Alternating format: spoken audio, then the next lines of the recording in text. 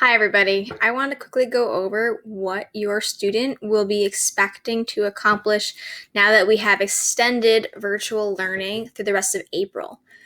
English 9 is actually a little bit ahead of schedule, so even though quarter 3 was extended, so the grades close on April 14th, we're already starting our quarter 4 project and our quarter 4 grade book. So I'm sure you've heard by now, Ms. Spaz and Mr. McKenzie emailed it out yesterday, that we have a slightly different virtual learning schedule. This is our new schedule for green and white days. School starts about half an hour later, and each class is about half an hour shorter than it usually is. So I'll only see students for an hour instead of an hour and a half, and there's a couple movement breaks scheduled throughout the day. I've also made a printable, like I did in the beginning of virtual learning, where your students can fill out this updated schedule, and I've slipped in some of my own personal recommendations here to make sure students are stretching, taking a break, not looking at a screen, etc. Now, the last 45 minutes of the school day are set aside for designated content reading. And I'm really excited about that because we're starting our new book, To Kill a Mockingbird, and there's definitely going to be a lot of at-home reading. So I'd really like students to spend that last 45 minutes of the day focusing on reading the assigned chapter or chapters for To Kill a Mockingbird. We haven't started reading it quite yet, though, because I want to get students really rooted in some of the main themes that we'll be discussing for this unit.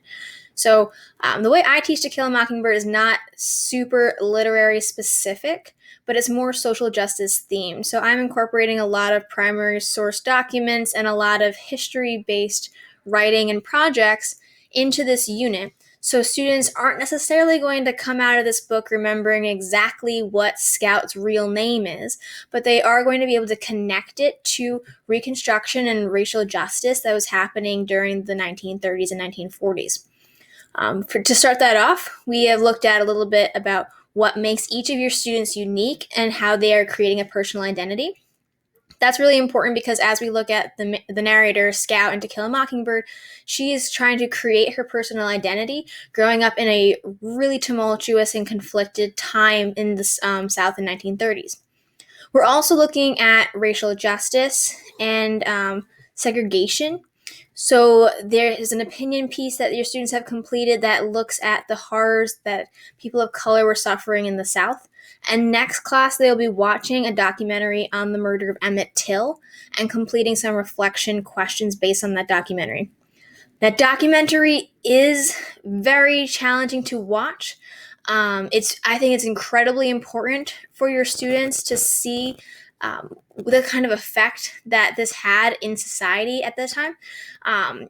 But I do recommend discussing with your students the content, and maybe if you can watch it with them, because it is, a very challenging and devastating topic that we're looking at.